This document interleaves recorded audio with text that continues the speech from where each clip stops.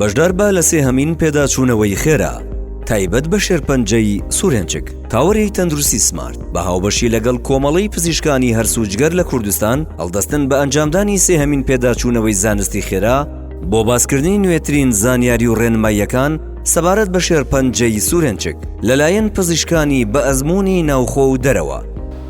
ئەم کاتتان باش، من سۆران هیشام تاهر، پزیشکی تیشک و سۆنەر هەڵگری بڕوانامەی بۆر لە هەمان بواردە.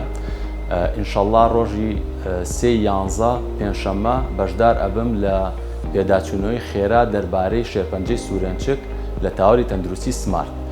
بابەتێکم ئەبێت لەژێر ناونیشانی ڕۆڵی پشکنینە تیشکیەکان لە دەستنیشانکردن و دیاریکردنی ڕێژەی بڵاوبوونەوەی نەخۆشیەکە. هیوام تەندروستیتان. لە بەرواری 3/11 2022 ڕۆژی پێنجشەممە کاتژمێر 8:30 بەیانی میوانداریتان دەکەین لە هۆڵی کۆنفرانسی تاوەری تەندروستی سمارت.